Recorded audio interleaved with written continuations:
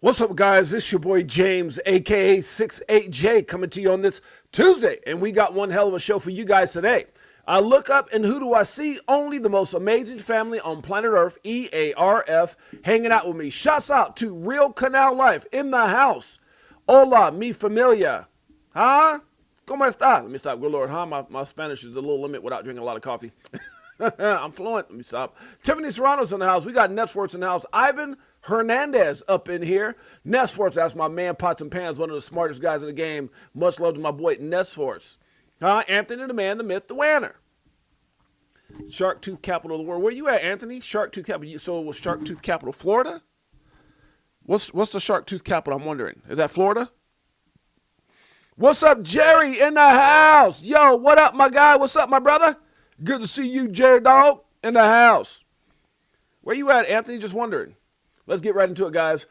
Market cap, $3.2 trillion. What the hell just happened, huh? Did Bitcoin go crazy? Had to join y'all over here. I can't see anyone on X. Oh, damn, really? Shouts out to True Dukel. That's my dog right there. True Dukel in the house. Marvin Davis in the house. That's my dog right there, man. Marvin, the man, the myth, the legend, Davis. One of the realest in the game. Appreciate my boy, Marv Dog. Up in here. Chicken 415, what's up, buddy? Crypto for Life, EARF. Uh-oh, we got Erler in the house. Erler in the house. As I said, Erler in the house. Shouts out to Erler. Okay, let's get right into it, guys. Market cap is up. Bitcoin doing a thing. What the hell's going on? There's only one thing I can think of, the word manipulation. No, I think there's a little bit of a pump based off the Fed rate cuts. I think that's what this is. We're seeing a little bit of isn't that crazy how, something can be announced and all of a sudden Bitcoin pops up. But guys, how many times have we seen Bitcoin hit 92, 93, down to 89? Don't get wrecked, huh? Microphone check. 1, 2. What is this? A whole bunch of manipulation in the crypto business. Let me stop trying to rap. Let's see. So Bitcoin 93 and some change, guys. We got Ethereum at $3,300. XRP 213 got up to like 216, something like 217, and then right back down again.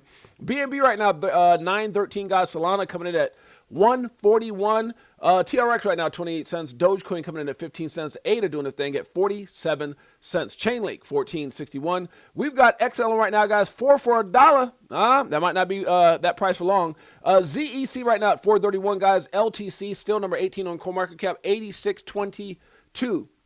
We got SUI right now, guys, at 168. AVAX coming in at 14.61.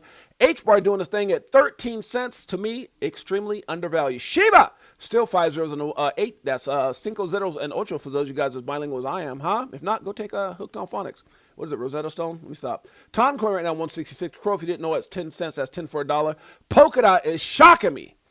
Below $3. That's crazy. Cray. Just goes to show you how things can turn out. 230, guys, to be exact. Uniswap at 584, guys. We got Aave at 204, guys. Let's see. OKB 116.05. Near, let's make it clear, 184. And just so you guys know, when I say guys, I mean everybody. Guys, girls, the whole familia. Shouts out to Crypto Outlaw in the house. XRP hustle hard up in here, huh? Hope you're doing well to you too, my brother. Appreciate you in a major way. Let's keep it going. We got Astra right now still under $1. My goodness, what happened? 95 cents. That doesn't mean, not a big deal. It kind of ran way up. Has to, capitulate down a little bit. Pepe, 5 zeros on the 4, guys. ICP 364. We've got Ondo Finance to be exact, 50 cents, 2 for $1. That might make you want to holler.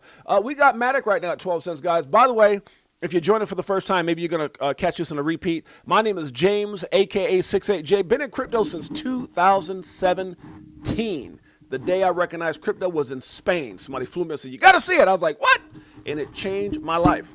That's 8 long years, 8 amazing years, 8 incredible years, 8 life-changing years in this space. But also remember, guys, nothing we talk about on the show should ever be considered or deemed financial advice. For I'm not a financial advisor. Now, we started the show November, I think 11th or 10th. I'm gonna just say 10th because it's the even number. I think it was November 10th. I got a message from YouTube saying this past November, you've been at this for 3 years. So 8 years in the space, 3 years on YouTube. It's been one hell of a ride. They've shut us down 3 times. They shadow banned my damn channel, but that's all right. We're still going. We're still going. And so funny, when I think about how many times they shut me down, there are people who are still shut down on YouTube. There are people shut down on X, and they don't have the fondest inclination why, other than we talk a lot about XRP.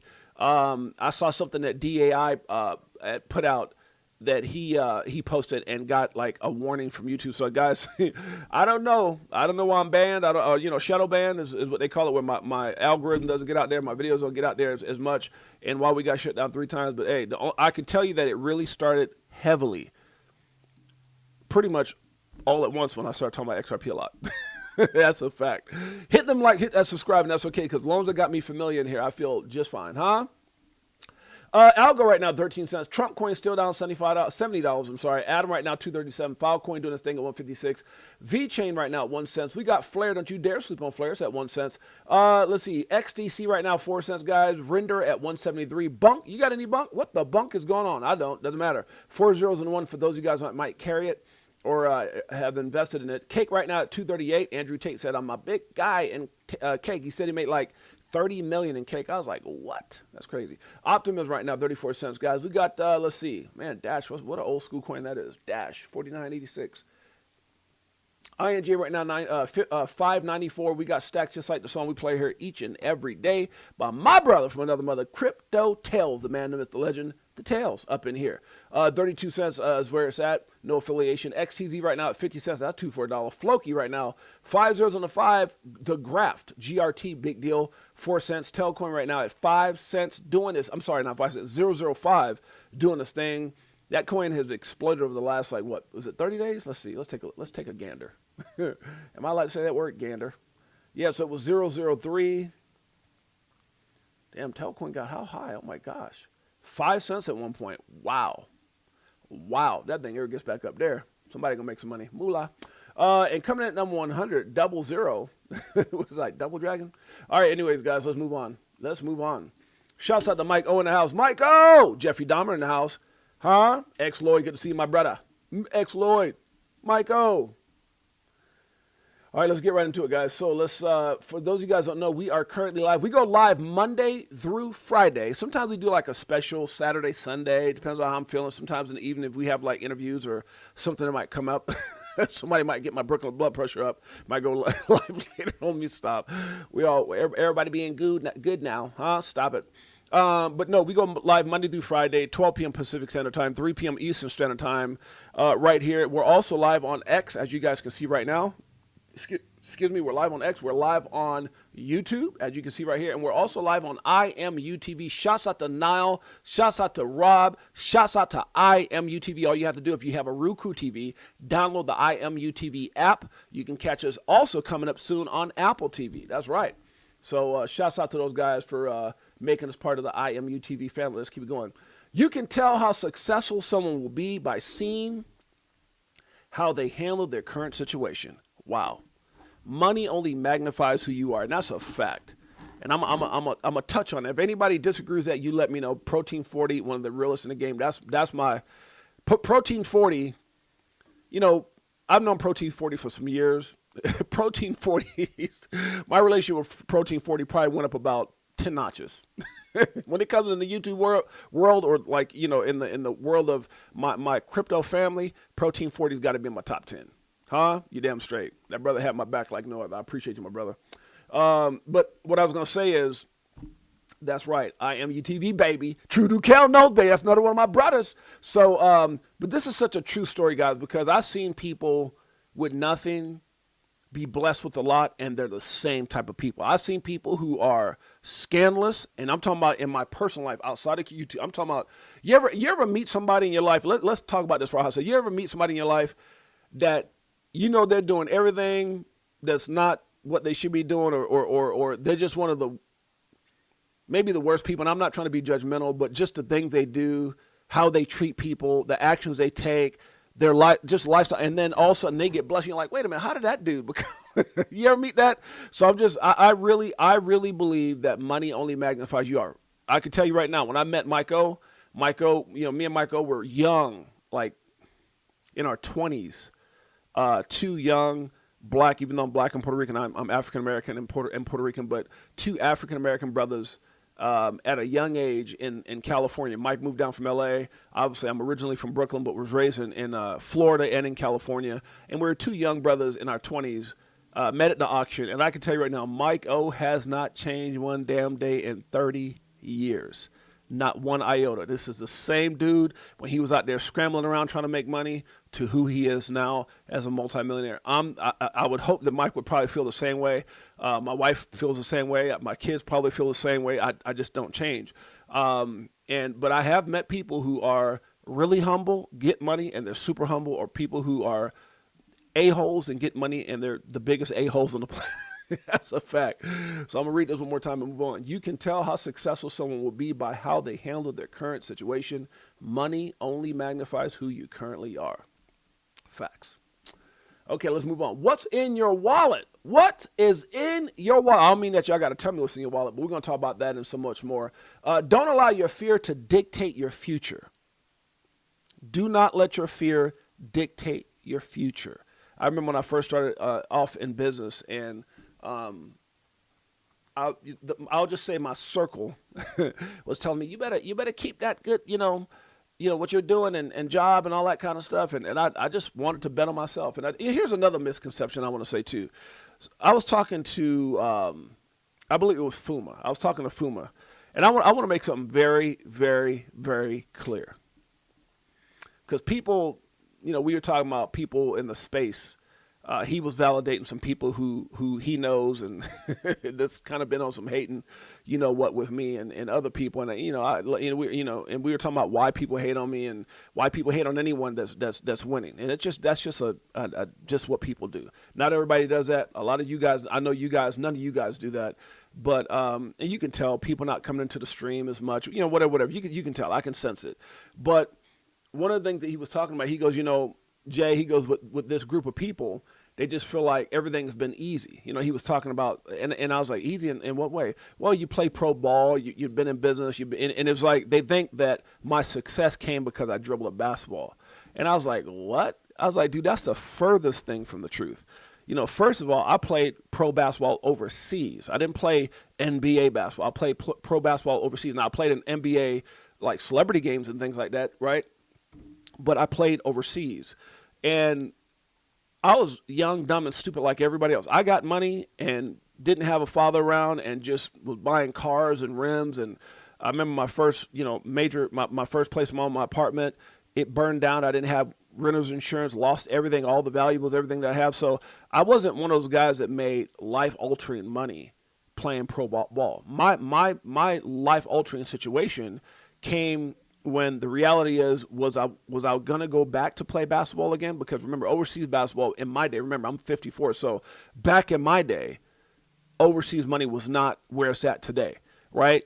So for me, I wound up working for a little bit, trying to figure out what I was going. I wound up working for this really, really, really multi-million, $80 million rich family, and the guy was telling me, "Get out of here! You need to go back and play basketball." And who the hell's calling me? Dude, what? There's got to be scammers. What? I don't know. Oh, man. What? How does, man, it should be like against the law to scam call people. And so the point I'm trying to make is, where was I going with that? And so I remember the guy, his name was Mitch Eisner, and my boy Brian Nichols. They're like, you need to get out of here and go back and play ball again. And you still made it.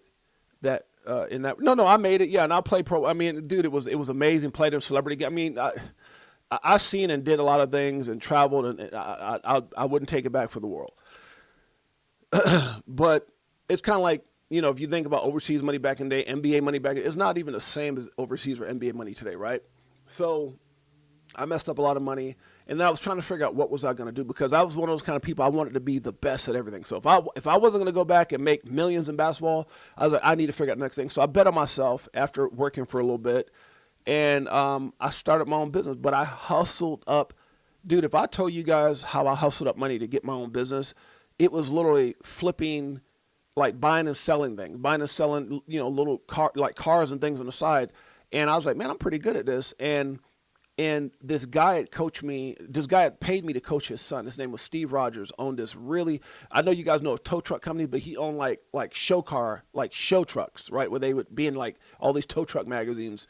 And he owned an ambulance company and all that stuff. And he said, hey, if you want to come down, we started talking about, I was coaching his son, and then he was like, I was telling him that, hey, he has a tow company. I said, hey, what do you do with the cars you tow? Oh, after so much time, you can get them and fix them up no, he said we sell them, and I said, well, how does that work? Well, we just they either sold them for a pretty good profit, but at that time, they were selling them just a little bit over what the tow was owed against it. Make a long story short, man, I took a little money, like, this whole thing that when Zeddy was saying that people think I made money with basketball, and I'm just like this high, dude, I've grinded my whole, basketball was a stepping stone, but then I tell you guys, life is like this, right? You go up and down and up and down. And it was one of those moments that I needed to figure out. I was going to go back and play ball, or I was going to bet on myself. I bet on myself. I took a few $100. I remember my first car I flipped out of that tow yard. It was like, I bought it for like $250. This is, I can't even remember the damn year. I was in my 20s, right? And so you're talking about 30 something years ago, 30, something something like that. And I took this little old ugly ass Cadillac. I remember like it was yesterday. Bought it from the tow yard. Damn thing was smoking. Had to put some like stuff in the oil, change the oil, clean it all up, detailed it all up myself. Sold it for like $800-900, and I started flipping. And that led into a detail shop because I was good at cleaning. That led into a car lot, 2 car lots, a chain of cell phone stores, clothing stores. I mean, pro basketball. I mean, it started by betting on myself. It was not basketball, or I'm some basketball guy who's trying to act like he's something. No, I grinded for where I'm at today. I grinded for everything I've ever had, and that bet on me for a few $100 ended up selling some of my stores for 6 figures, multiple 6 figures. So I just want to make sure I cleared up, because it's this misconception that, oh, you're just some guy that got a basketball and now you're trying to act like no, dude. No, that's not the case. Never been the case. And if it was the case, I'd have just said, hey, I made basketball money. Took my basketball money, got in this. Hell no. My wife Jeanette can tell you some of the struggles we went even through our adult life, because when you own a business, the business owns you. You trade time for money. You own this, you own that. When I was around the world speaking, one month you might make 30 grand. The next month you might make, $5, $10. That's just how that gig goes. Depends on how many gigs you get. You can make a whole lot more money. When I had my own businesses, I had $60,000, $70,000, $80,000 a month. It just all depends. But it was a lot of work. And so I'm saying that to say, for people who are sitting up there trying to say, oh, he's done this. No, bro. No easy rides. No easy rides. When I got into crypto, here's what's so funny, and I'm going to tell you guys something you probably didn't know. When I got into crypto, that was probably one of my peaks. I mean, one of my valleys. That was when I got into crypto in 2017, I was in search of something, right? And I had owned businesses. At that point, I had got out of retail. No more lots, no more, me and my wife were done with the basketball, like owning the ABA teams and dance studios and music. Every time I got into something, it was more headache than what it was worth, right? When I owned basketball, you had to deal with all the players and it was just a lot of headache. So when I got into crypto, I'm sorry, guys, we're going to definitely get into the show today. But when I got into crypto, I literally had to find something to do. And I know I didn't want to go back on the road and travel the world and speak and all that suit and tie, because I missed so much with my wife and kids. I missed a lot of things, and I was there for a lot of things, but I missed a lot of things too.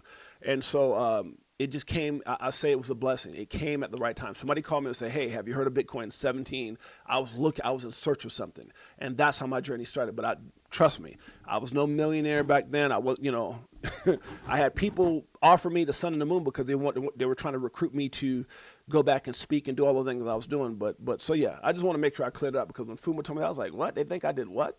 I was like, hell no, basketball money, hell out of here. Anyways, don't allow your fear to dictate your future. That's a fact. Let's move forward. Yeah, always open. Yeah, that's what I'm saying, Anthony. I'm saying it just because it cracks me up. Like, I don't know what I don't know. I don't know what I know. I don't know what I don't know until someone tells me. So when Fuma said, yeah, people think, you just made basketball money and you try to act like, like crypto. No, bro. My wife, I don't even know if my wife is in here or not. Okay. The whole, where we're at now financially is the greatest, the biggest I've ever been financially in my life. And I've owned a lot of stuff and I've done a lot of things. Now, I'm not saying I haven't had huge success, but if I made 40 grand, I had a wife and 6 kids. If I made 10 grand, I had a wife and 6 kids. So I don't ever want to have someone thinking before crypto, I was some multi-millionaire. No, not at all. Okay. Protein for it, beating that the jack all trades molded you into the successful person you are. No facts, protein 40. And I just want people to understand when I say real, bro, I mean I carry a food stamp in my pocket to remind me where I came from. But there was a lot of this. And anybody been in business? Anthony Wayne, I think, might have been in business before. If anybody in this space has been in business, you know it's like this, just like this. It's up and down and up and down. I mean, like so many things can change. Recessions, depressions, markets. You know, I mean. You're affected by so much stuff, right? And so, but look, I wouldn't change it for the world. And I'm not sitting here saying I didn't have a great. I mean, I traveled the world, man. I was on some of the biggest stages around the world, but it just came to a point in my life, in my mid 40s. We're talking 8 years ago, so yeah, about mid 40s. I looked at my wife and said, I got to find something else to do. And by the grace of God, I got a phone call. I'm telling you, God works, man. I'm telling you. And I'm not trying to sit here trying to be TD Jakes on everybody, but man, God is always right on time. Because I was telling my wife, I said, I'm not going to travel. I'm going to hang up the suit and tie. I wasn't the guy who wore sweats and hats and earrings. No, dude, I was shaved, clean, tie, suit, tie. I did all that for a while. Then when I owned my own business, it was a little bit different. But I was looking for something. And man, why did I get a phone call with a guy saying, have you ever heard of Bitcoin? He caught me at the right damn time. Okay, let's move on. Anthony says, built so many pole barns and poured so much concrete. That's what I'm saying, Anthony. Like how you're living now, and I know your story. It's not my place to tell, but how you're living now and the blessings. There's some people in this chat that are extremely blessed. And you know, I always talk about me and Michael, but Anthony Rander's another one, right? I mean, yeah, it's not about being a millionaire, but you've done some things, right? You've done some. I know your story. You're living comfortable. So, but the part that I love about what Anthony's saying is that it's a journey, man. And I think that's what frustrates me more than anything is I know that crypto was that moment for me. And you know, it's funny. I'm gonna say something really quick to you guys, and I'm coming from the soul right now. I hope y'all could appreciate this. I just had a conversation the other day about not being sure if I even want to do YouTube no more. Right. And it was just because of the headaches that come with it. Like, right. I fought in the sense of I worked. And I've done some, you know, some crazy, like we almost had a $7.5 million deal with Apple way before I got to crypto. If my wife was here, she can validate it. Right. For owning the iWatch trademark. I've done so many different things. I was like, almost to that million. Always hundreds of thousands. I could do that, you know, all day. But the multiple millions of dollars didn't come till crypto. So, you know, the reason I brought that comment up about trying to figure out if I want to do YouTube or not is because that was one of the fights that I had with myself. Is I was like, man, we did it, and when we did it, I wanted to crawl under a rock and just be quiet and just not say nothing. I spent so much time in the public eye, and I didn't want to do it no more. I really didn't want to do it. And I mean, JC, who used to be in here, JC comes around every now and then. Shout out to JC, much love to him. And other people are like, man, you need to do this, and I'm just like, man, because I know what comes. I knew what came with it. I knew what to expect. I'm very selective of who I run with in my life. Because I come from the streets. I know how people can be. And I was having that conversation. I said, because it doesn't make me money, right? The time that it takes to research the things that I put up here and I'm talking about, it takes time. And we were talking about the XRP Las Vegas event as well. I was talking to my wife while we were walking. I was like, man, I don't even need to do that. There's no benefit. This is going to sound a little bit buttery. It's going to sound a little bit like fluffy. I don't know if my wife's in this chat or not. But YouTube, X, and XRP Las Vegas meetup is only because I love people. And that's the man, God, if I'm lying, strike me down right now. That's what God on street. The money I make on even like this is nothing. Like, it's nothing. It's not for that. It's because I genuinely love people like Jay Henry, Marvin Davis, Anthony Wanner, Protein 40, all you guys, man, True Dukel, X Lloyd, like each one of you guys. Like when I met X Lloyd and we connected, he came up with the colorful slingshot and everything else, and you look at a person, you have a couple moments, you're like, man, that's a good dude, that's my man. All you guys and some of you guys I haven't met in person, but Anthony Wanner, met him, outside of crypto actually, and developed a relationship, and then heard his story, and he's been in my house. He brought his wife and kids here, baked me some cookies, and bro, like Nina Blossom. Never knew Nina from Adam. Met her through. That's my sister for real, for real. Not for real like in real life, but like I've adopted Nina Blossom. Me and my wife love Nina and her husband because I mean that lady took her time to fly to Vegas and take me out to dinner for my birthday. Man, I told I think it was Marvin Days. Me and Marvin Days had about an hour conversation the other day. I said that damn thing got me teary eyed. Not like in front of her. Where I was like, you know what? Hold on a second. I was like, is something in the damn air? Did they turn on the? You know, I was blaming it on the smoke in the damn. I was like, it's smoking too much, damn it. You know, but it just meant the world to me. And yeah, and I'm not gonna tell you what she gave me for my birthday, but man, she could have gave me what she gave me or a Bentley. It wouldn't have made no damn difference. It's a fact. The card, whatever. I'm just saying, man. Yeah. So. Yeah, yeah. Let's move on.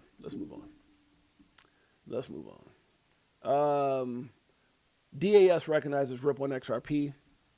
What says at least I'm in a backhoe, not breaking my back though. That's for laborers. I'm a heavy equipment operator. Okay, all right, I didn't know that. Protein.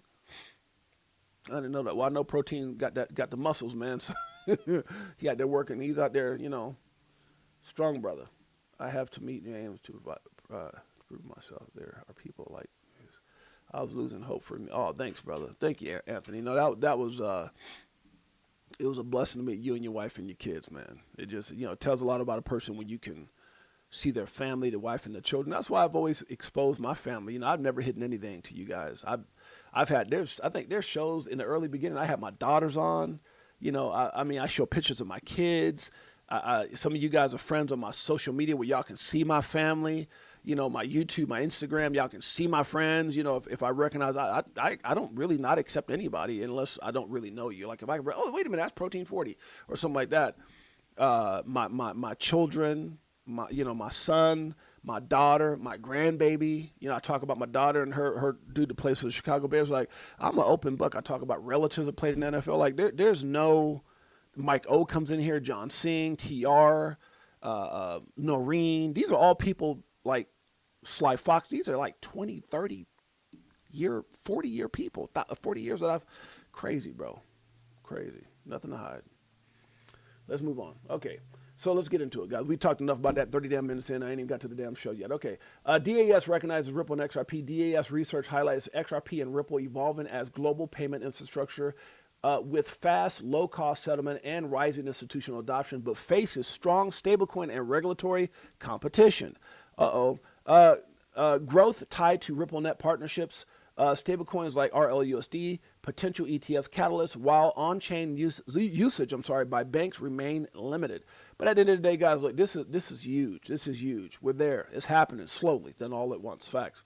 It says facts. Anthony Winter, 6AJ has a real. Genuinely good dude. Yeah, man, I appreciate that, guys. And I'm not. I won't get into the. I won't get into the. I'm gonna let Protein 40 say it, but I received a message that kind of squashed everything. I said, okay, all right, well, I'm gonna be cool. I'm gonna take my foot off the gas and leave it alone. I'm just like I said. It's like I tell my wife. My wife knows me, man. She knows my heart. I love people, bro, and I used to be awarded for that and recognized for that in what I did. I had so much passion, bro. I used to, it's funny because, I think John, I don't know if John Sing's in here or not, but, my wife is here and she can tell you, man, when I got off the stage, a quarter of the room eyes were teary or they were crying. I'm telling you, man, I was good at what I did. And I love people, man. But I'm just one of those dudes, man. If you poke me, everyone has. I was telling Michael this other day. I said, man, if you poke me too hard, man, I ain't gonna poke you back. I'm gonna throw a left hook. That's just the way it's the way I was raised, man. I'm sorry. All right, let's move on. Your energy will attract the right people. Amen to that. XRP ETF inflows near 1 billion faster than BTC and ETF. No, I meant. God dang it, I messed this one up. It's supposed to be than BTC and ETH. Which is Ethereum. Let's read it. I swear, I would be so much better if I proofread half the stuff I posted. Okay, XRP ETFs are attracting unprecedented institutional attention. with cumulative inflows nearing 1 billion. My goodness. This surge comes just weeks after the launch of spot XRP ETFs, highlighting growing confidence in Ripple and its regulated RLUSD stablecoin. The inflows have already outpaced Bitcoin and Ethereum. That's what I meant to put ETH. ETFs locking up more than 400 million XRP tokens. Come on now, that's big. 400 million? Wait till the big boys come in. I got some stuff on that as well. Spot XRP ETFs see strong early inflows. It says, so I'm not getting all this, is just some of the numbers, but there's some things that I want to share with you guys. If you guys want more information on this, go right here into the thread on my X. You can click the link, and it breaks everything down about that. But there's some stuff I want to get into about XRP. Matter of fact, I want you guys to hear this by Jake Claver. This is something that came out on Good Evening Crypto with my man Abs, Johnny Crypto. Shouts out to my boy. Thank you guys for supporting the channel. Shouts out to Coach JV. Shouts out to DAI and Brad Kimes. All those guys have mentioned our channel on their shows before. I remember one time somebody sent me a link from DAI. His stream was like 16 minutes, 8 of which was about what we were doing. And I just, man, super cool cats. I appreciate all those in the community that's been supportive over the years. Let's check out what Abs Good Morning Crypto, Good Evening Crypto had to say in regards to Jake Claver. Let's check it out. But there's just so many things that are going to be changing here over the next, like 2026, I am so bullish on. Facts, me too. Like, I cannot explain to you how bullish I am. I'm still bullish. Now, I want to pause something real quick, guys, before he continues on. A lot of people got frustrated because obviously we thought it was going to be, what did they call September? Was it? We had names for everything. It was like October, Moonvember. Everybody got confused and stopped calling names when December came around. That's all hell no, because none of those must have worked out. September, bad. October was good for Bitcoin and BNB, but not good for the markets in general. And then December has been what it is. But we also have to take in consideration, guys, the government shutdown. We have to take in consideration all the tariff threats and all the stuff that was going on between the U.S. and China. And that really, in my opinion, I would say that it slowed things down. What was it, like 35 days or something like that? We were shut down at 37. I don't know how many days we were shut down, but the effect that it actually had goes beyond that because we never fully recovered. As a matter of fact, the day that they reopened, and the day that was the same day that the day they reopened the government was the same day that the first XRP ETF launched ever, and the markets tanked. I mean, nothing good happened, and so. I think the effects of what we saw and the manipulation tied into those effects, it pushed us back 60 days. And I think that's why we're going into 2026 searching and looking for how things are going to play out. Obviously, again, the Clarity Act and other variables that have to play out. But I do believe what Jake is talking about. 2026 will be the year for sure. We are in the bear market now. Nah, I don't think so, brother. Are we? Oh, you're asking? No, I don't think so, brother. No, I don't think so. Shouts out to at 99932K. I can't see your name, brother. I'm sorry. I don't know what YouTube. Does anybody else have a YouTube channel? I think Nesforce does. Nesforce, in your chats, do they show the ats now where they don't show the people's names anymore? I'm wondering. I'm trying to figure out, is there something going on with my channel? Or is that something on everybody? Could anybody tell me that? Are they showing ats in everybody's channel on YouTube? Is it just my channel? Because then that's got to be a damn setting. Somebody let me know. I'm interested in it. Let's get back to Jake real quick. On 2025, I know people are gonna be like, "Oh, you said it's next year. I thought you're pivoting. You're waiting." No, I am super bullish on the last 3 weeks of this year. We have 25 days. Okay, so all the chats have them at. God dang it! I hate that. I hate it because I'm so used to calling people like there's somebody like the strategist, and then they'll say something like da da da da da. And then there's people come in that I'm pretty sure that their name is not 999. Like someone has a screen name I wish I could call out, but instead I got to go at 99932K. I mean, and my apologies for that, but I can't see your names. I wish they would go back to that. Damn it. Okay, let's go back to what Jake says. So I like this. And the reason I'm showing this because Jake says I'm not wavering, and he says I'm sticking to my numbers. Okay, let's check it out. And I'm not backing down. I'm not sweating. I am not concerned about it. Wow. So, Okay. you know, there's always haters out there, and that's fine. Woo! Come on, Jake. Come on, Jake. Don't start that, Jake, because Jake is dropping bars. Jake is dropping bars. There's always haters out there. Boy, if that's not a bar, brother. I'm sorry for interrupting you, but boy, you spoke the gospel on that one, Jake. Thank you, Chicken 415. I appreciate you guys. Yeah, I agree. That's for us. It's hard to see who people truly are without their names. Yeah. About it.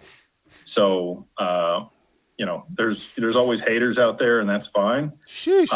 But I'm here. I'm still buying every day. I put my money where my mouth is.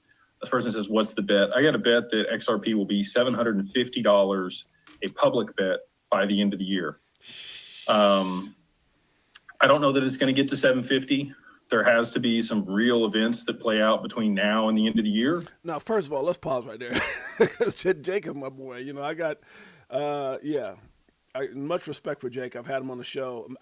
Matter of fact, I was supposed to have another damn interview, and then everything happened with my nephew, and I got a little sidetracked, and that was heartbreaking. So I postponed the live that we're supposed to have, because I kind of want to follow with some of these numbers he's given. But, man, first of all, it's the 9th. Okay, we got 1, 2, 3, 4, 5, 6, 7, 8, 9, 10, 11, 12, 13, 14, 15, 16, 17, 18, 19, 20, 21, 22. We got 22 days, bro. 22 days for this project. I'm gonna tell you right now. Hey, Anthony, anybody here? If we get to 750 before in 22 days, look. If we get to 100 in 22, I pray to God. Right? And I'm being a little facetious, but because I don't pray for God for gains and personal things. But I hope that we get to at least 100 by the, you know, because then I can go and follow through with what I want to do as far as my car giveaways and stuff. But in 22 days, bruh, $100 is hard to see at this point. As much manipulation. We got 750. I don't know, Jake. I don't want to bet against my boy or nothing, but you might have lost that bet. I'm just saying. For that to actually transpire, we've talked about the reverse carry trade. No, I don't keep cutting people out, but I'm gonna tell you right now. I know a lot of y'all right now, right, will lose your mind if we see a $750 XRP even in the next 60 days. Now, I'm not saying it's a bad. Shots out to Tom and Shelly in the house. So excited to be a part of the family. Tom and Shelly, good friends through some other friends. I got some things going on with them. Just really, really, really good people. You guys just brighten up my day for being in here. Appreciate you guys. Thankful for you guys. Some just really good folks. And it's good to see good folks in a part of the Crypto for Life family. Thank you guys so much for being here. So, again, I know a lot of you guys will lose it, right? And I don't want to, you know, it's funny when you guys look at this right here. Jake is extremely confident, and he's on that. You know, the numbers he's saying, he really does believe that. Now he does say that there's certain things that have to play out, but I'm gonna tell you right now, guys. Look, if we got, I'm sure no one in here is gonna be mad if Jake is wrong. Instead of 750, just 50. If he was $700 off, yeah, he gonna lose his bet. But man, but here's the thing: is it possible? Is it possible? I think so. And I think there's some things that are being said and that are being done to validate that is extremely possible. It's not if, but when. The time frame in which a lot of this plays out is the question. And that's obviously predicated off of, you know, the Clarity Act. Is predicated off of, you know, different things that we're waiting for. But we can see, I think the thing that really gets people like Jake and myself extremely excited is when you look at the dots that are being connected. So don't look at the price. I know a lot of people get caught up in price and they get caught up in market cap. Look at what I always say. One of my favorite games when I was a kid was Connect the Dots. You remember that game, Connect the Dots? You get this little thing, and you connect the dots, and, and you start drawing. Oh my God, it's a teddy bear, whatever it is, right? A car, whatever, a ball, whatever the picture is. Well, a ball would be kind of silly because. But that's the part that's been exciting for me over the last. I'm not going to say 8 years, but I've been in crypto for 8 years. But I would say over the last 4 years, 5 years, I would say, because even through the lawsuit, you could see that Ripple, when a lot of people were running, when there was a lot of uncertainty and doubt here in the United States under the old SEC, under the old administration, we were obviously Operation Choke Point 2.0. And one of the things I told, I was telling, oh, wait, somebody gifted what? Shouts out to Jay Henry, man, with the big heart. Jay Henry, I don't know if you guys know what that means. Jay Henry just spent money to gift. And the way it works is Jay Henry is one of my good buddies from crypto, like a brother, like, to me, when I was sick, this dude was sending stuff in to me to make sure I was okay from a health perspective. I don't know if it wasn't COVID, but it was something. I was sick with something. He just always got a big hearted brother. A lot of people get it there in awe of me of being 6'8". I think Jay Henry might be 6'8" or 6'9". It's the first time I got to do it, I was like, yo, what's up, bro? But good dude. Well, he just went out and bought, he just gifted several memberships. And the way it works is when you pay like when you go in, like a lot of you guys, if you guys don't know, you could be a member of the channel. I think it's like $1.99, $2.99, something like that. If you want to support the channel, that's why you see these people with the stars, and obviously people who wrenches are part of the mods or the administrative family for Crypto for Life. But the way it works is when Jay Henry buys these memberships, the computer randomly just picks the 5 people that are in the chat. That's how it works. So the first 5 people that don't have a membership, it just gifts you. And which is kind of weird because it'll show names of people who may not ever comment, and then they'll become a member. And so I think it's for 30 days. So Jay Henry just bought 5 of you guys memberships for 30 days. So shouts out to Jay Henry for that. Jay Henry, I appreciate you, my brother. I'm gonna give you and the people that you selected some love here. Crypto Outlaw was gifted a membership. Adam 500 was gifted a membership. Tiffany Serranos was gifted a membership. Jeffrey Dahmer was gifted a membership. And Halls Balls was gifted a membership. So shouts out to Jay Henry, shouts out to the Big Heart, and shouts out to all you guys that were just blessed with a membership from Jay Henry.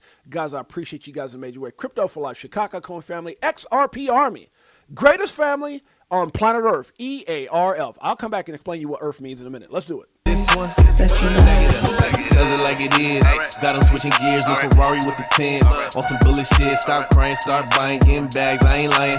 Don't listen to the beat. Now the beat's ridiculous, but the words are factual. Money multiplying, call it rocket science. I'm so tired of this crypto control. You already know, banks ain't letting money go. Swimming in the dough as you see gets exposed. Tomorrow's the day we gon' blow. It's funny because I always tell my wife, I like all kinds of music. I like story. I like music. Like I like stories in music, like country music, classic music, jazz. It doesn't matter what it is. I love all kinds of music, hip hop, R&B. But I love stories and I love things that just make sense. I don't like stuff that goes, hit your head on the wall, hit your head on the wall. Like what? Like it's got to be. And so one of the reasons I fell in love with this song, and I've used it for years now. I can't even think how long I've been rocking the song about Crypto Tells, is that when you take away the beat and you just listen to the music, the beat is almost like a really, you ever had someone who made a really good cake and you could have just devoured that cake even without the icing? Like you said, oh my God, this is the greatest cake ever. Who made this cake? Tells us words are the cake. The icing is the beat. I mean, he came up with an incredible beat, but the words are just fire. So shouts out to Crypto Tells and shouts out to Jay Henry for the membership, brother. I appreciate you guys in a major way. Appreciate you in a major way, and shouts out to all the people who were awarded memberships. Operation Shutdown, good to see you, my brother. True Dukel, good to see you. Oh my gosh. And so Stephen John, I just want to say this to Stephen Johnson.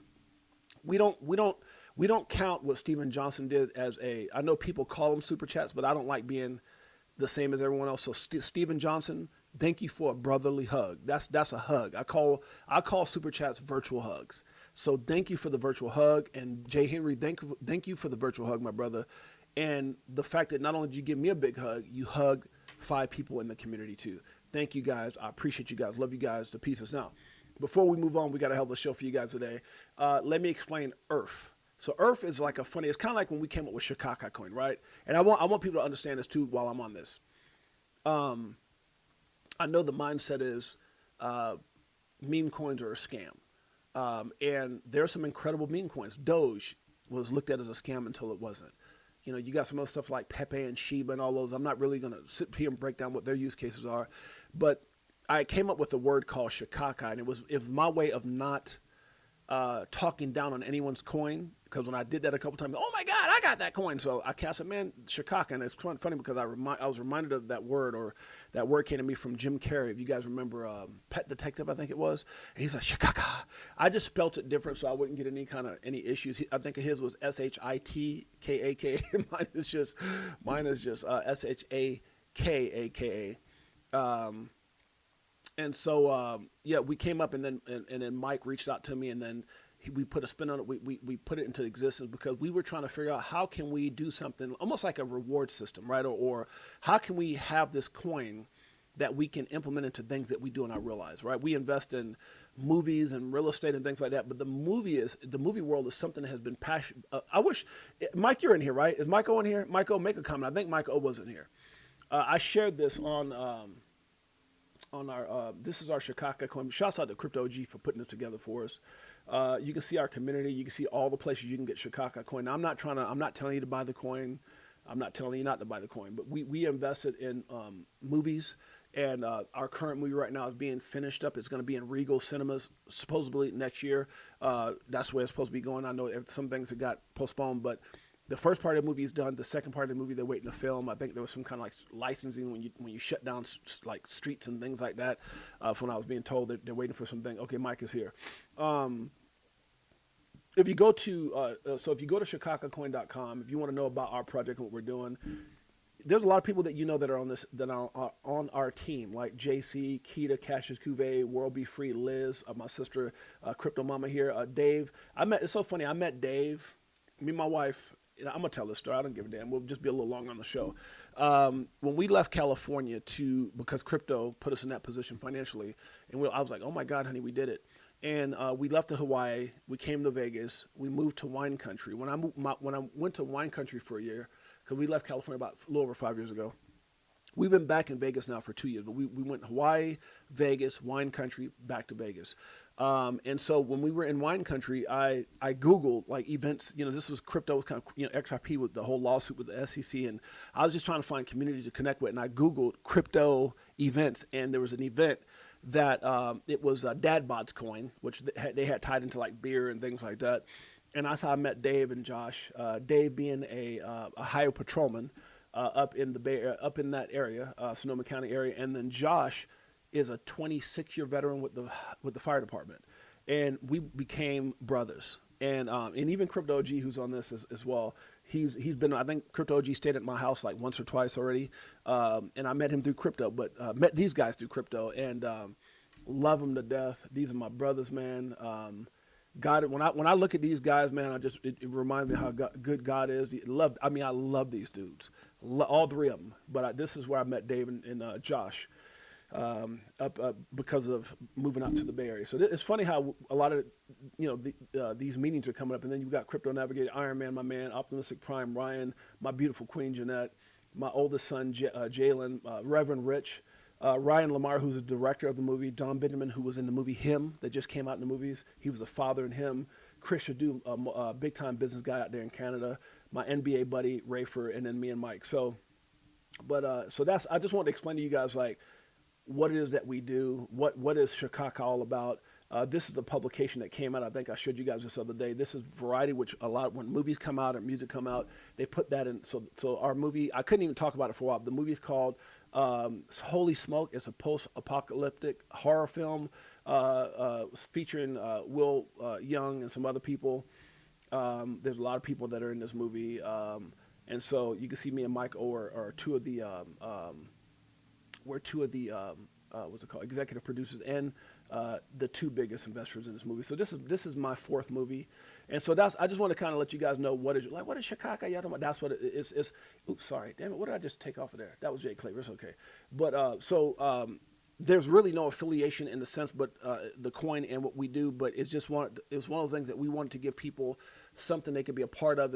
We called it a meme coin for the sophisticated investor, and we just wanted to tie like if we do like on set things, or even I've even talked to the director. I got a movie I wrote. We were talking about bringing people on the set, and just it's all fun. It's a big fun community, fun project.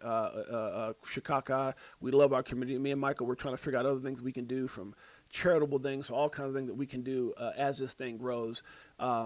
Funny thing with this project, if we started it self-funded, no fundraising, and never took a dime, not even interested in taking money out of this project.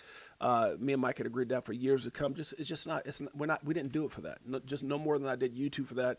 We're here because we love helping people. We're here because we want to connect to what we're doing. And so that was one of the reasons that we started it. It was fun. And so I say that because EARF, EARF, was something I did because I really do believe that when you do something amazing that sets you apart from everybody, you just kind of put yourself kind of like, it's like the Matrix. Remember the movie Matrix, where you're in the Matrix and you got this all those things, those cables connected to your back and neck, and you're kind of going through the simulation of life, and then when you disconnect from the Matrix is when you kind of wake up and see everything for what it is. And so for me, EARF, EARF, was that same type of analogy, in the sense that when you're trading time for money, when you're on that, I always call it financial slavery. When you trade time for money, I watch my mom do it. I watch my dad do it. I watch, there's times in my life where when I was very young, I had, work, and I see a lot of people in my family, they just continue to work just to kind of stay even at best.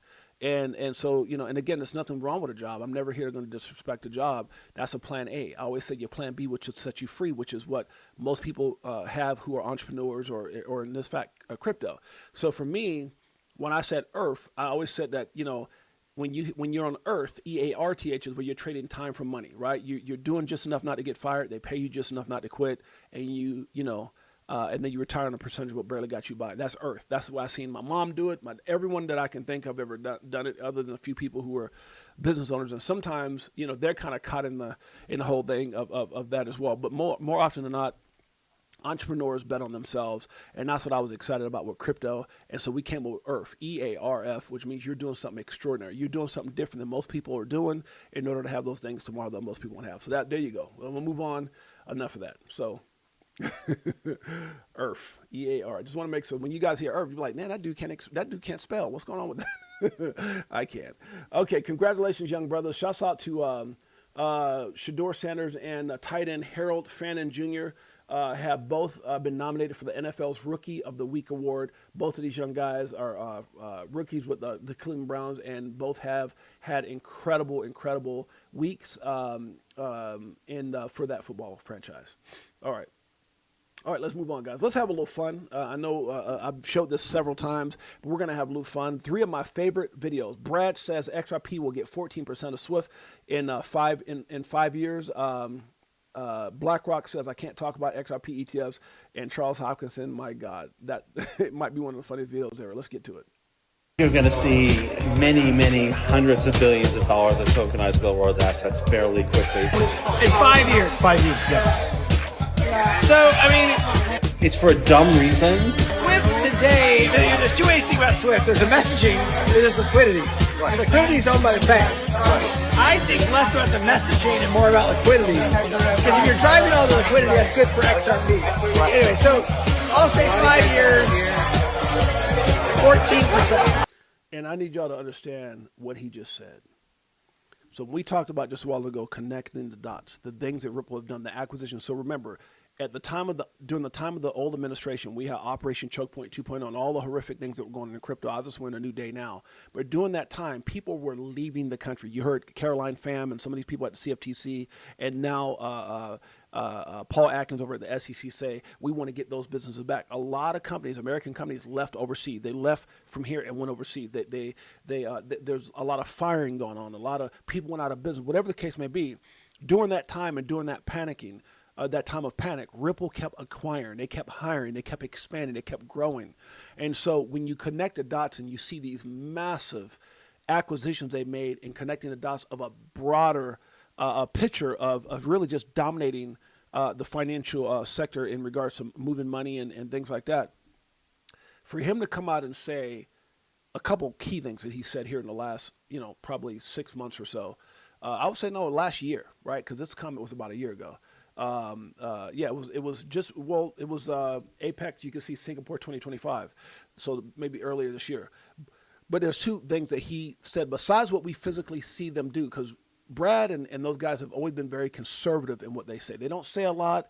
When they came to XRP Las Vegas event, shouts out to Brad Kimes, they'd always say just a little bit. But for him to come out and say 14% in 5 years, 14% in 5 years. There's another thing he said is everything that Ripple does, XRP is at the center of. This is a documented interview with Brad Garland. When you look at those two statements, everything that Ripple does, every move that they make is surrounded by meaning XRP is at the core of all those moves. And then you hear 14% of SWIFT in 5 years, and you connect all the dots to the things that we can physically see. I don't know what the 1,700 NDAs are. I don't know all the things that they know, but I can tell you right now, those two things in and of itself can change your family's future if you're invested accordingly. Let's hear it. 14%. You're going to see many, many hundreds of billions. Let me ask you this. Will you do another ETF? How about an XRP ETF? I know you got Ether out there. How about XRP? Can you answer that? I can't. And you don't want me to.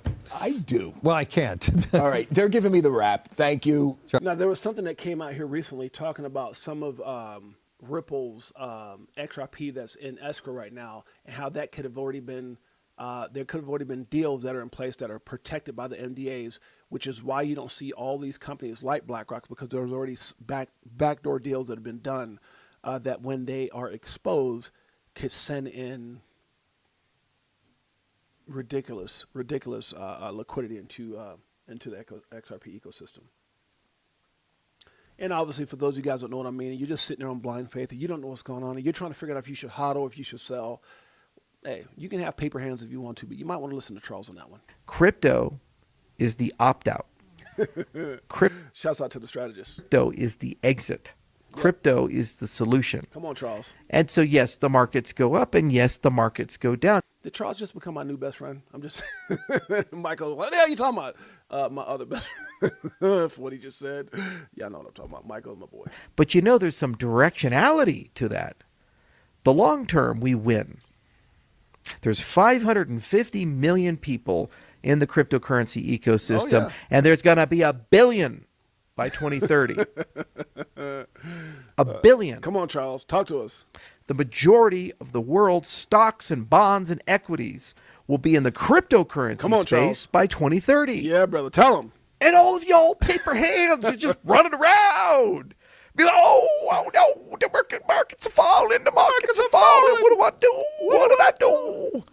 We all headed for 10 trillion, guys, because this might be the most epic video I've seen in a long time. Shouts out to Charles Smith. Oh, God, I need a little bit of a break. That's funny as heck. Okay, let's move on. Let's hope they get to cutting then. The White House advisor Hassett says there is plenty of room for interest rate cuts. Let's see how that works out. My man Smoke comes out and says prominent banks such as PNC are Ripple customers as well. PNC, Ripple connected. Documented right here, guys. Recognize Ripple as a convenient alternative to the traditional international payment system. Over 200 financial institutions have joined RippleNet. Payment companies and credit unions take advantage of XRP as a bridge currency, and banks are beginning to use Ripple because it allows them to initiate payments without corresponding banking relationships. Prominent banks such as PNC, Santander, and Bank of America are Ripple customers as well. Documentation beats conversation every day of the week. Let's move on. You're worth it. Huh? You're worth it. Always was, always will be. You're worth fighting, guys. Your future's worth it. Your family's worth it. Huh? Your tomorrow is worth it. You're worth it. Let's move on. XRP ETFs are leading by example. ETF flows December 8th.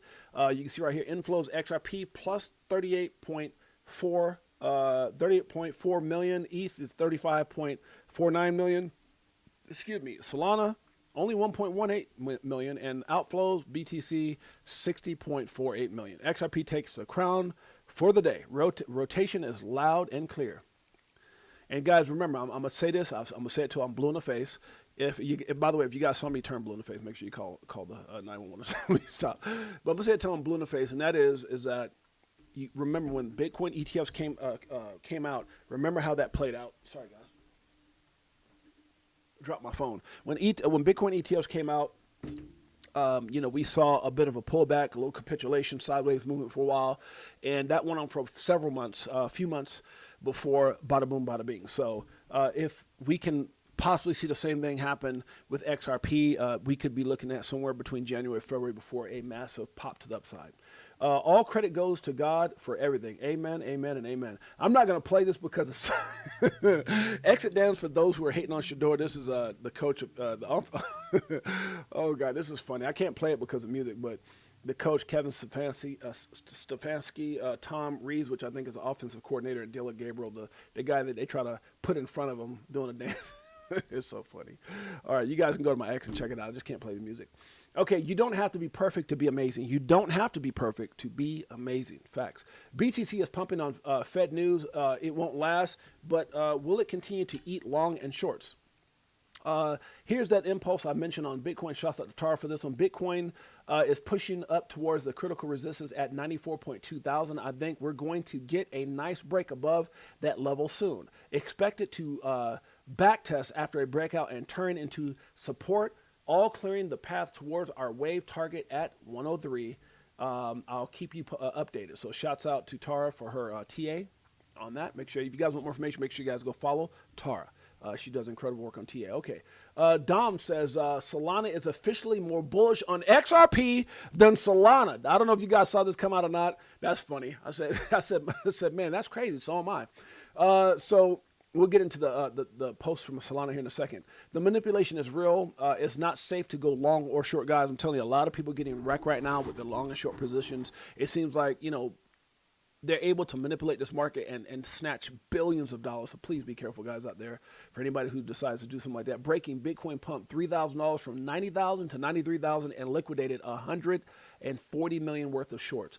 This all this happened in the last 90 minutes. Looks like 10 a.m. Jane Streak is back. I'm telling you guys, a lot of people getting wrecked, and it is definitely happening. This is not one of the Mother Nature. No, the charts are just manipulation. Binance founder CZ says there may be a crypto super cycle in 2026.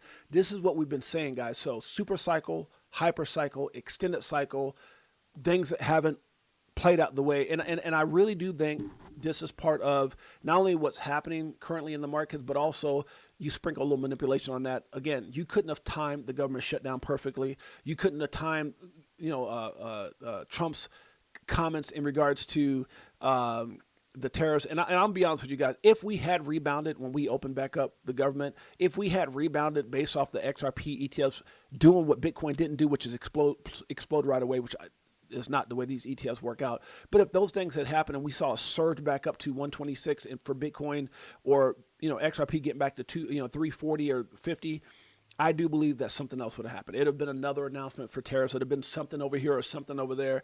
And that's what they've been doing to manipulate the market. Now, we shared some things yesterday, last night. Matter of fact, if you guys don't know, we went live last night, part 2. So we had part 1 of this yesterday, and then we had part 2. You guys can also catch it on X as well, where we talked about some of those variables, okay? So, but again, yes, super cycle, I do believe that's the case. I do believe that, 60 days of FUD and crap that went on with the government shutdown, even though it was 30-something days, the aftermath of that and how the markets just were kind of manipulated over the last that time thereafter and during that time as well. So I do believe that pushes us out about 30 to 60 days into 2026, in which we will call a hyper cycle, super cycle, extended cycle. How do we know that? Well, we haven't had a altcoin season yet, and so typically the way things would have played out, we would have already seen that. But again, this is not a traditional. Nothing right now is happening as has happened in the past. If you look at 2017, I told you guys it was what we called a hype cycle. Hype, everybody was hyping, shilling, scams, all kinds of stuff in 17. Tether was printing money like crazy. I don't know if you guys have been around as long as I have in this space, and some people who have been in this space for a long time. You remember there was many a times that Tether had to pay fines. And they would rather pay millions in fines than to be audited fully. They would always give a light audit and pay a fine. They did everything they could to avoid a full audit. And there was even documentation that was shared I can't remember exactly, but it was on an official level where they said they had kind of, they weren't back dollar for dollar. They had kind of, faked it till they made it type thing, but they were printing money, and a lot of people attributed that pump in 17 and in 21 to Tether printing just asinine amount of money. So if you look at, so again, 2017's hype cycle, 2021, what we call speculative cycle. So it was a lot of speculation. Oh, this was going to happen. And then 2025, obviously, we came into the utility cycle, which I do believe it's begun, but I do believe it's going to get extended. And so that's kind of what CZ, the biggest exchange on the planet. Everybody knows who CZ is. Obviously, if you don't know, the founder of Binance, they went through all this stuff. He went to jail for 4 months. That's why he had the 4. And then Trump saw fit to pardon him, regardless of, manipulation, accusations, and things like that. So, hey, welcome to big money. That's how money works, right? But at the end of the day, so he's saying, there may be a crypto super cycle in 2026, basically continuation of where we're at right now. We're in it right now. It's just going to be extended. Again, we haven't seen altcoins run at all. Bitcoin's had some massive movement.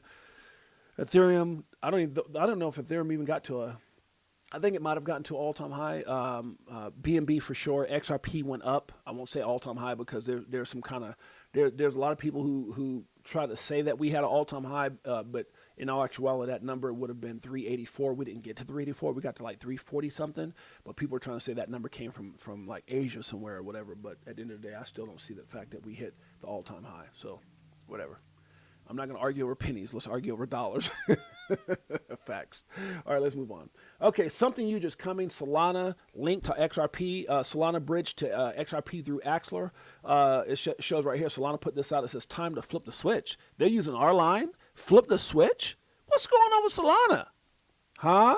They're starting to, like, now some people, I was watching some people that went on, Zach Rector and some other people were talking about, is this a legitimate connection through Axler and the fact that they'll be building things together, which would be huge for the community, right? Or is this one of those things that they realize like Bitcoin doesn't have a community? Bitcoin just has investors, right? I'm an investor. You got maxis, you got whatever, but I would say Ethereum has a community. XRP has the greatest community, and that is documented. And Solana and others have always tried to chase the diehard love and support that the XRP army has had. So people are saying, is this possibly, just kind of, because the tweet that they put out, I don't know about this one. Let's look at this one here particularly. This one's got 1.3 million views, and then there was another one I think they put out right before this. Let's see, where's it at? There's another one that I think that was up over like in like record time, got like millions of views as well from Solana. I don't know if I posted that one or not. Let's see. Should have been shortly after that. Okay, I don't see it. So yeah, we'll see what happens with that. But yeah, that's Solana texting about flipping the switch. Come on, we've been talking about that for years. And there were some other tweets that I saw where Solana came out again. Let's see if I can just hit on their deal here and see if I can find it. Let's see, there was this one about XRP. So let's see. Where's that first one at? They might be posting more than I think they are. Okay, so you got, I'm not going to go too much further. Okay, so you have this one here. And then you got R3, which we know that R3 is connected to Ripple XRP. But I thought there was another one.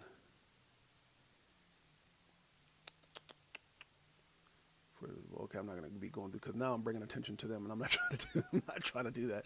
Anyway, Solana bullish on XRP or whatever their motives are. Okay, soon XRP.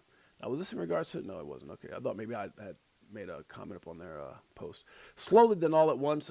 This is from Bitwise. It says today, Bitwise 10 crypto index ETF BITW begins trading on the New York Stock Exchange, ARCA. As an exchange-traded product. Thank you to our dedicated investors. BITW is the largest crypto index fund in the world with $1.25 billion in AUM as of today, alongside an 8-year track record. We think this is a watershed moment now, like our mature asset classes crypto finally has a New York Stock Exchange traded index fund. Now, this is a thread, so if you go in here, you can see where they're talking about various cryptos, and you can see XRP right here. Right now, currently number 3 as far as their holdings, Bitcoin being at 74.34% of that, Ether being 15.55%, and XRP being 5.17%. Everything else is 3. Well, Solana hits 3.07. Everything else is not quite there. So, shouts out to Bitwise. Shouts out to the XRP community. Let's keep it going. I'd rather see a flying gnat. Now, guys, I said I'd rather see a gnat. I'd rather see a fly and fight a gnat. Now, you guys know what a fly is, and you know what a gnat is small. And I just put this, guys, because I saw this right here. It says Mike Tyson. This shouts out to Gary Goodrich, who fought, I think it was MMA. Yeah, he was a former MMA K1 fighter and champion in his time of fighting. Cool cat, follows me, I'll follow him. But he put this out that says Mike Tyson date and Floyd Mayweather in 2026 is going to be in March. Is going to be in Africa. This is going to be incredible. I mean, I don't know who they like.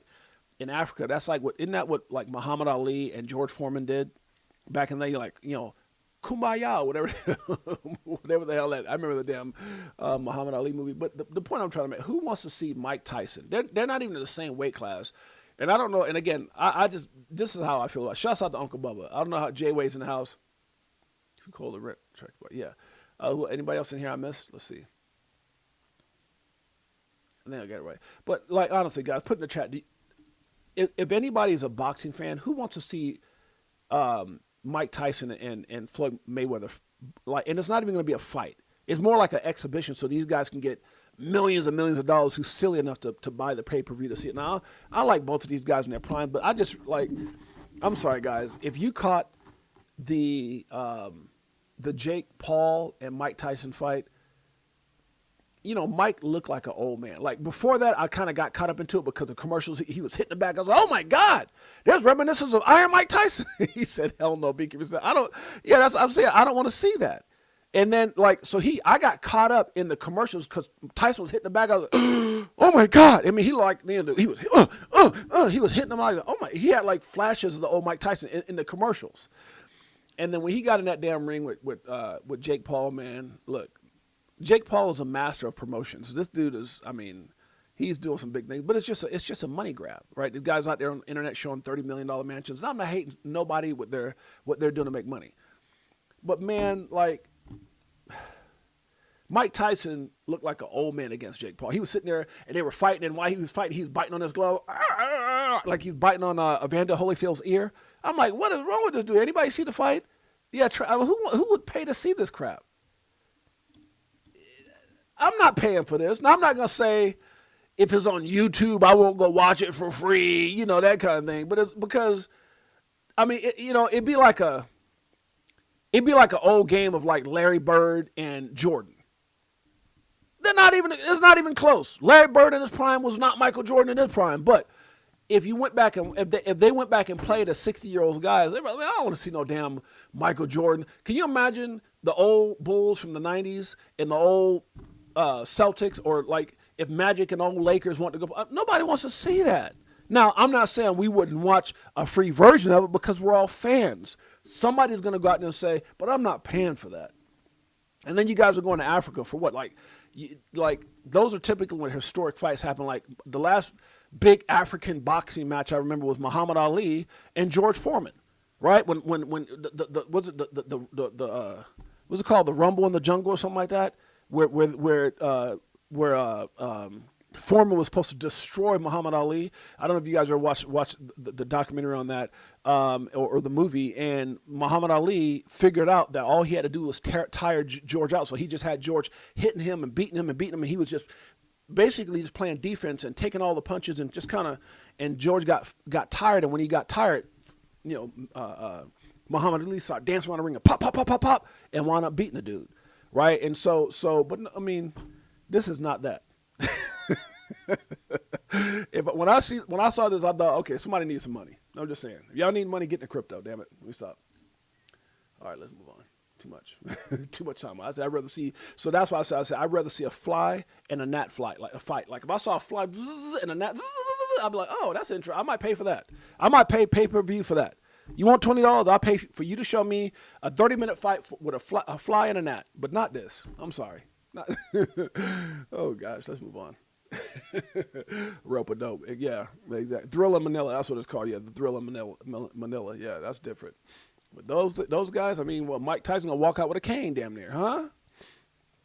I just like it'd have been different if he would have fought Jake hard, and we just saw what the commercial showed on with those punching bags. If he'd have done that to Jake, but it was a setup, just like the Jake Paul fighting Joshua Howard. What's that guy's name? Joshua something, Jake Paul?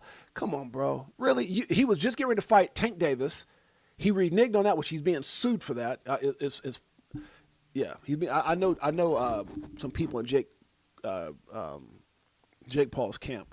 But he's being sued for that. And then he goes from canceling the fight with Tank Davis, which people saying because of this, and he's trying to say it was because of women thing, whatever.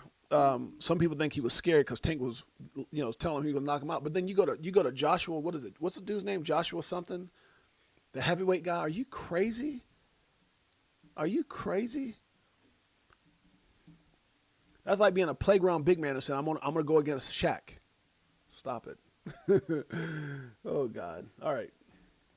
Actually, I think it's the Thriller in Manila was for Frazier and Ali. Okay. Yeah, I think it wasn't the Rumble in the Jungle or something. I don't know. It was one of those.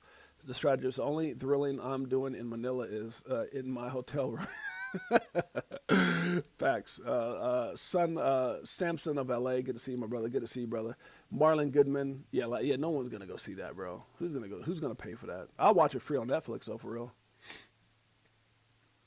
Yeah, it makes you sad even thinking about it, Mike. I'm with you, bro. That's just because you don't like.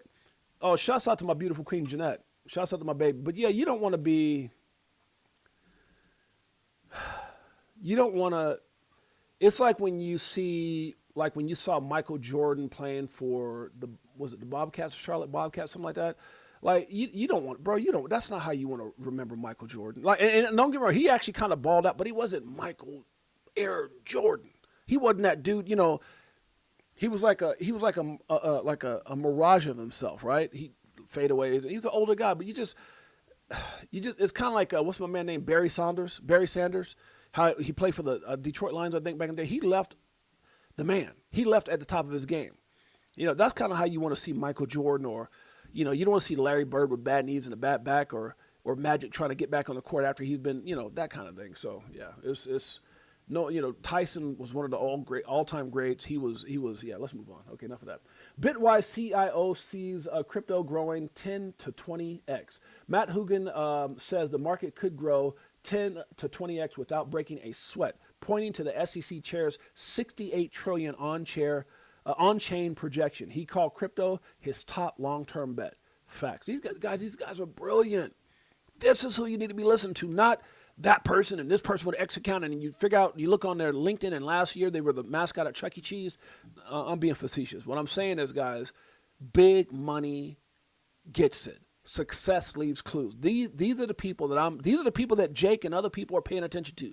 Big money. They get it. They understand. So when you say, I don't understand how, XRP can go, just look at the market cap. Stop it. Stop. Go listen to Zach Rector. Go listen to Jake Claver. Go listen to Lewis Jackson. Go listen to Abs. Listen to those guys who get how the market cap works. I'm not going to get into it because a lot of guys, I understand it. I get it. But go to the guys who are breaking it down on how the market cap moves. It doesn't take the same amount of liquidity to move the market the way people think. And as some of these things are happening, just like you see Solana saying, flip the switch, there's some things that are in place that are going to shock the world. Here's what's so funny to me. Here's what's so freaking funny to me. We watch Bitcoin do it with no utility other than being a store value. Is what is up because people believe in it. What's the same thing why is a dollar where it's at? Because we believe in it. Why is Bitcoin where it's at right now? Because we believe in it. So if an asset that we believe got it from 4 cents, we see the value in it, right? Same people are talking crap about it, started believing in it, and then as big money flows in, boom, 4 cents to 126,000, now down to 93, and I think it's going to continue to. I think this little pop we saw is because of the Fed announcement. I think we're going to go right back to where we're at 90-ish, or that type of thing. But before we have the pop out, maybe going into Q1 of 26. Could something happen by the end of this year? It's possible. But if this thing can do it, if this can go from 4 to sitting at 93 up to 126, why do people think with the utility and the real world use case and all the things are going to be implemented with XRP? Again, I told you guys this little pump up to where were we at early, like 217 or something like that, guys. Like we came right back down. We're going right back down again because this is all part of the little Fed thing. But the point I'm trying to make is you don't think this can do the same thing? Bitcoin was 4 cents. Bitcoin was $2. Bitcoin, look where it's at now. I'm not trying to give you a price prediction for XRP, but all I'm saying is something that's actually being utilized, something that was created by the same three of the people who worked on Bitcoin, right? All 3 of those guys went out. We talked about them: Arthur Britto, Jim McCaleb, David Schwartz, and created XRP. 3 of the developers, I'm sorry, for Bitcoin.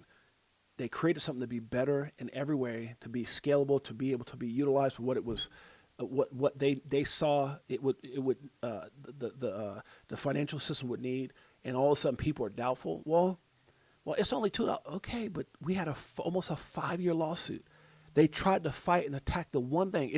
It was horrific. Go watch Rick from the start, the documentary by Fusion Productions. But my God. Why did they attack it? It's like everybody keeps talking about, is this an XRP and all these different things. You got people calling, if you're invested in, you're retarded, all these different things that people are saying, the Bitcoin maxis, but then no one's asking the ultimate question. Why? Why was this the one asset that they came after? Well, hey, there's a whole lot of reasons why. Go out there and do your due diligence. Why? Go out there and watch Fruition Productions, Rick from the Start, The War on Crypto, that documentary. But here's what I can tell you. Because they know. At one point, for a brief moment, did y'all know that XRP was number 1 above Bitcoin for a brief moment? It was number 2 above Ethereum for a moment. And then they were like, holy crap. Ethereum didn't like it. Go. It's all in the documentary. Who got paid? This and that, Wayne Chain, Prometheum. Somebody got paid. SEC members are getting paid. Corruption. We covered this so much on this channel. We covered this over the last 3 years. You can't make this up. And then it's going to end up being the greatest blessing. The greatest blessing. For those who miss Bitcoin, it's okay. And that's the thing that the maxis know. They're like, oh my God. Look, you got to be stupid to think that they're stupid. That they don't know what this, they saw the lawsuit. They know what's going on. But it's not in their best interest. XRP was created to be better than Bitcoin, and that does not sit well with the people who got in early and they become millionaires and billionaires. Can you imagine if something happened with Tether? Could you imagine if Scottie Pippen was right and he really did? Yeah, I met Satoshi at a game, and Michael Saylor was like, what? If that's true, oh no, that's not good. There's just too many things. Ripple, what you see is what you get. They've been forthcoming, first class, from gate. It is what it is. And it was created to be better. We still don't even know who the hell created it, supposedly. Right? There's so many different things. At least 3 major things that could literally... I'm going to move on. Let's move on. I'm being a little too real here. Let's keep it going. Nobody wants to hear that. And I got it. Just saying. Okay, removing yourself from places and people who don't value and appreciate... I think I meant appreciate you. Okay, I got to read. Remove yourself from places and people who don't value and appreciate you is a sign of self-respect and top-tier self-care. I got to, man, I'm going to delete this because, dang it, I'm not going to delete it. I'm going to delete because it just sounds stupid. Sorry, guys. I got to proofread my stuff. Jesus Christ. Sometimes I go there and I be up early in the morning, late at night, and I'm like, oh, and it's dark outside. And my wife can tell you, she's in the chat. I sit up all dog night doing research. Bullish Bird in the house. Good to see you, my brother. Shouts out to my wife. Okay. Close the day at 23.3 million combined. Up another potential $5 million. Who is messaging me right now, guys? I'm almost sorry, guys.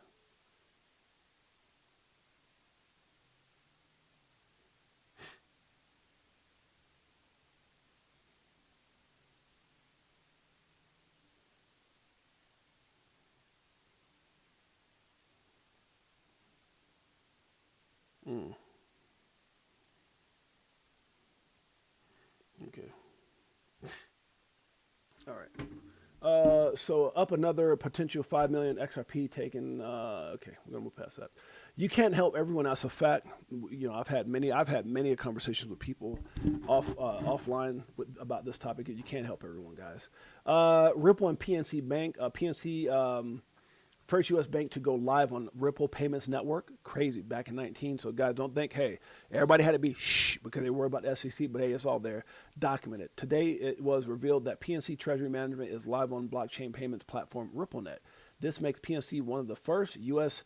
financial systems to jump on board with Ripple. I can pretty much guess what it says.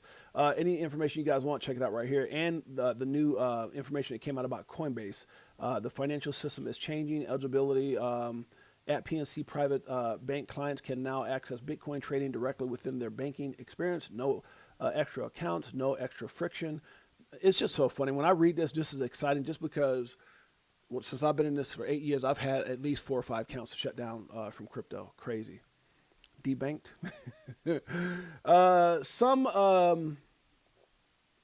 God, we're over an hour and a half already. Sorry. We're going to get out of here right now. Some do what they do. Some do what they do for the fame, the game, and to see what they can get from those who follow them. Others do it because they are passionate and genuinely love helping others win. Honestly, there's nothing wrong with either. However, they're not the same. And again, there's nothing wrong with people who do things for the notoriety, for the game to be, whatever, and so they can benefit financially. Nothing wrong with that. And others just do it because they're passionate. They love helping others win. Not the same. Okay, but nothing with either one. Okay, no justification in treating crypto differently from banks. Let's see, what is this? OCC boss says no justification to banks to judge banks and crypto differently. The office of the controller of the currency, Jonathan Gelds, if that's how you say it, says crypto companies should have a path to supervision in the banking system, which can evolve to embrace blockchain. Crypto companies seeking a U.S. federal banking charter, which Ripple is one of them, should be treated no differently than other financial institutions, says Jonathan Gild, the head of the Office of the Controller of the Currency, OCC. I actually like this. The OCC regulates national banks and has previously seen crypto companies as a risk to the banking system. Only 2 companies, banks. So yeah, so they're talking about Anchorage and a couple others, but yeah, this is a good old boy. But at the end of the day, you look, hey, do what you need to do to get these companies approved. Ripple and the others that want to get out. There was like Kraken or something like that. There's a few of them. My loyalty isn't weakness. It's discipline. Facts. Let's see what this is. Let's translate. This is in regards to the Ripple. So digital asset investor says, I wonder why XRP escrow is not included in the valuation. This person breaks down a pretty good, I actually read through this. It says, let's translate that. In the context of Ripple's recent 500 million secondary share sale, valuing the company at 40 billion in equity, as per Bloomberg report from early December 2025. Your what-if scenario taps into a hot topic in the XRP community. Could major asset managers like BlackRock, Fidelity, this is big, guys. I like this. I like this where he's going with this. Could major asset managers like BlackRock, Fidelity, Vanguard be quietly involved via non-disclosure agreements? Remember, they got 1,700 plus NDAs, guys. Yes. This would potentially explain why the valuation doesn't factor in Ripple's massive XRP escrow holdings, 120 billion tokens, worth tens of billions at current prices, and why these giants haven't publicly jumped into XRP ETFs yet, despite Ripple's growing institutional ties. Makes a lot of sense. Short answer is it's speculative but plausible based on leaks, executive comments, and partnerships. No official confirmations exist. NDAs are designed that way, right, to protect these backdoor deals. But the chatter suggests these firms could be positioning for XRP exposure after regulatory clarity, like the Delayed Clarity Act or full SEC resolution. If true, it could mean massive, locked in institutional buying power waiting to unleash, potentially valuing Ripple's total enterprise equity plus tokens far, far higher than 40 billion once NDAs are lifted. So a lot of people going, God, they took in the 540. Look, guys, if this scenario plays out, I mean, it can be huge, and that's how I like this right here. Boom, facts. Unlike triggers of boom, What a great scene from Denzel. Post NDA/Clarity Act delayed to 2026 due to midterm/shutdowns. Expect ETF flood. BlackRock Fidelity filings could pull 10 billion plus inflows in months, like BTC's 2024 run, pushing XRP to 10, 12 or more via a supply crunch. Right? Boom. XRP Army Chicago Core family. Let's take a break. Greatest family on planet Earth. We're almost done.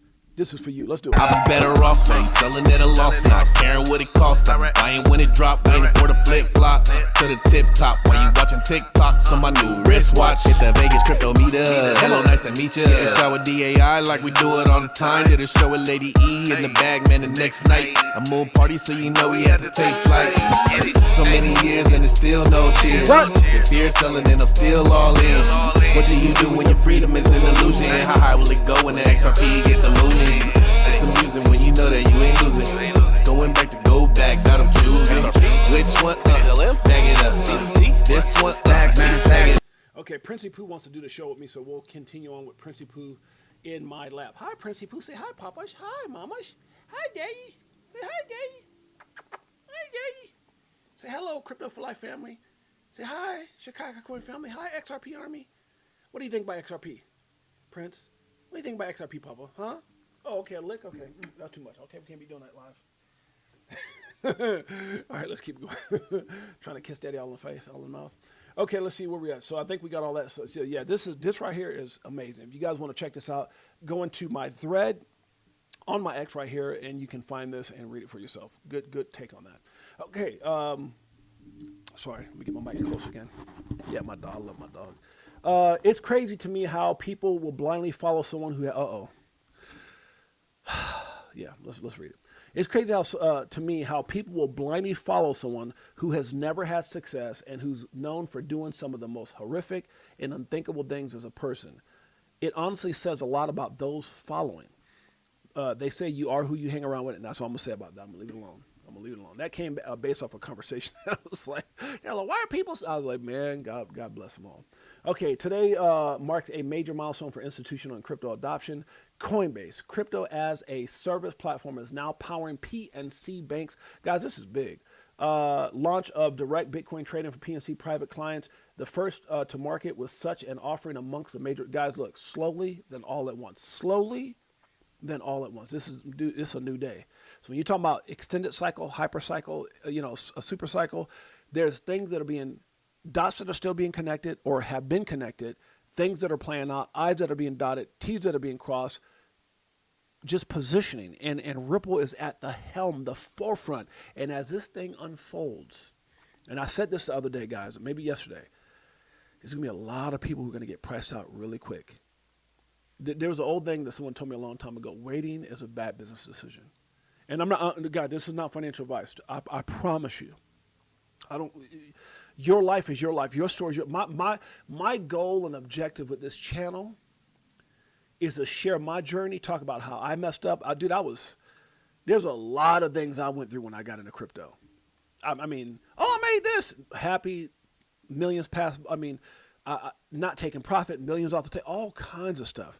But I remember looking at it for the first time going, damn, is this for real? Can this really, honey? And man, I'll tell you, oh Lord, God is so good. Good. He's so good. Because I'll tell you what, if you told me a million years from now, this would have been the thing that did it. This would have been the thing that got us there. My God. Shouts out to my wife for her support and always believing in me and every move that I make. Without her, man, I'm telling you, shouts out to my beautiful queen.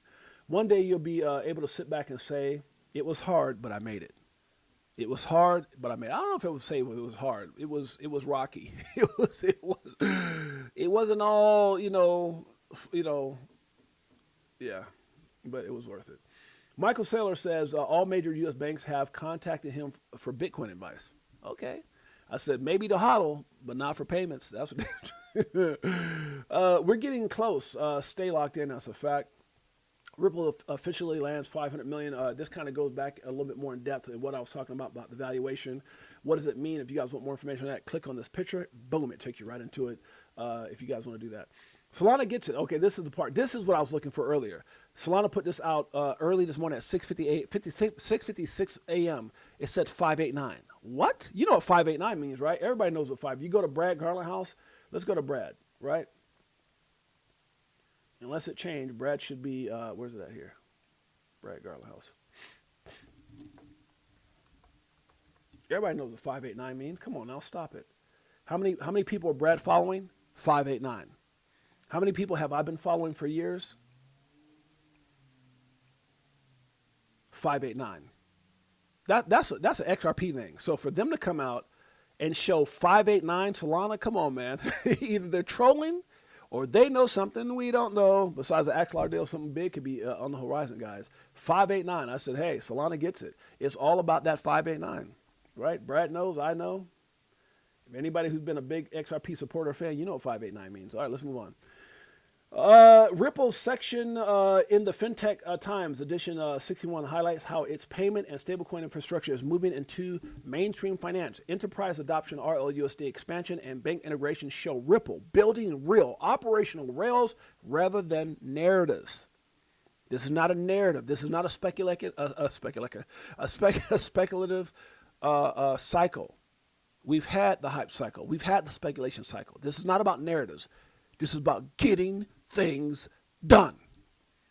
And you can't name one. Oh, well, they're doing this. There's a bunch of people doing stuff. But like Ripple, show me somebody else that's had beef boys with Trump at the White House, at the Senate hearings. I'll wait. Go ahead. I'm waiting. Well, I'm waiting. I'm going to give y'all an opportunity to tell me something bigger than Ripple XRP. Y'all tell me right now in the chat. I'll give you a second. Listen to this while you're doing it.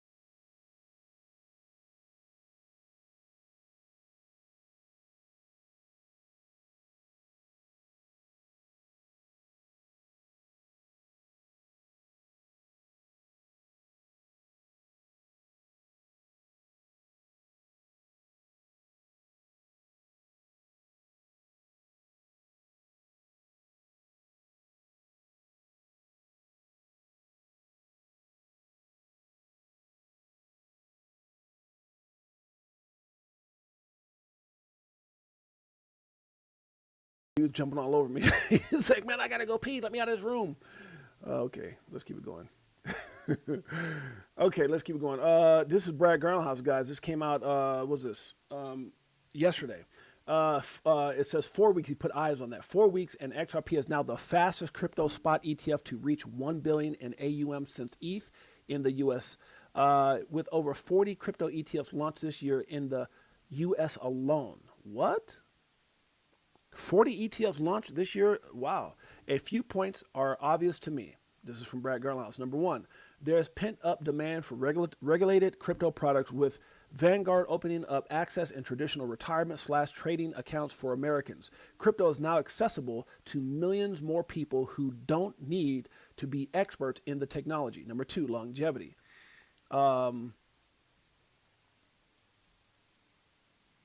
Longevity, stability, and community are all underrated themes that matter to this new set of off-chain crypto holders. Wow. Brad knows, baby. Brad knows. All right, guys, we're out of here. That's it. We're done. We're done. Let me give some love before we get up out of here. I appreciate you guys in a major way. Make sure you guys realize and go support the channel. Hit the like, subscribe, notification bells. Again, Crypto for Life. It's right there. Crypto for Life. Now, when you go Google it, or, get on YouTube, it's Crypto for Life, but some other things might pop up. Who knows? We've had the name. There's a couple of little things. I've seen somebody like overseas with some junk, but it's at 68J_Crypto for Life. Or you can go to our X page, which is at James_68J. Remember, no blue check mark, not me. There's about 13 fake accounts. Please be careful. We go live Monday through Friday, 12 p.m. Pacific Standard Time, 3 p.m. Eastern Standard Time on X, on YouTube, on IMUTV. I appreciate you guys. I love you guys to pieces. X-Lloyd's in the house. We got Operation Shutdown up in here. We got Bullish Bird. That's my brother. True Ducal, my beautiful queen, is in the house. Samson is in here. We've got a strategist is in the house. Who else we got up in here? Protein 40, my man. Appreciate you, my brother. Marlon Goodman up in here. What's up, Marlon? Beekeeper 69. I see you. Adam 500 is in the house. Good to see my man. We got Mike. Oh, that's my dog, my best boy. Jose up in here. What's up, Jose? Uncle Bubba. What's up, Uncle Bubba? Good to see you, my brother. Huh? Who else we got up in here? We've got, let's see, Anthony the Man, the Myth, the Wanner. Good to see you, Anthony Wanner. We got Jay Henry with the much love to everybody giving away a membership. Thank you so much, my brother. Also, Stephen Johnson with the virtual hug. My man, Jay Henry with the virtual hug as well. Appreciate you, my brothers. Thank you for your support. We got Fishing with Camo Joe up in here. That's my brother. Stephen Johnson with the virtual hug as well. Crypto Outlaw, Tiffany Serrano, shouts out to Gabe. We've got More Monkey Business up in here, huh? Shouts out to More Monkey Business. We got, was it GameFi is in the house. The yen is getting weaker.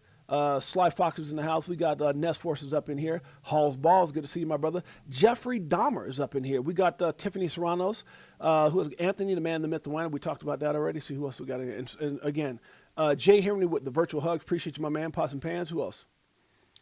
We got Tom and Shelly. Good to see Tom and Shelly up in here. Appreciate you guys. New family members. Who else we got up in here? Chicken 415. We've got at 99932K is in the house. Who else we got up in here?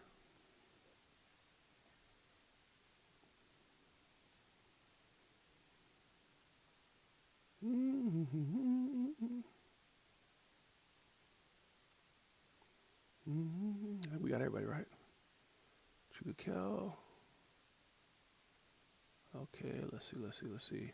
Tiffany Serranos. Who else we got up in here?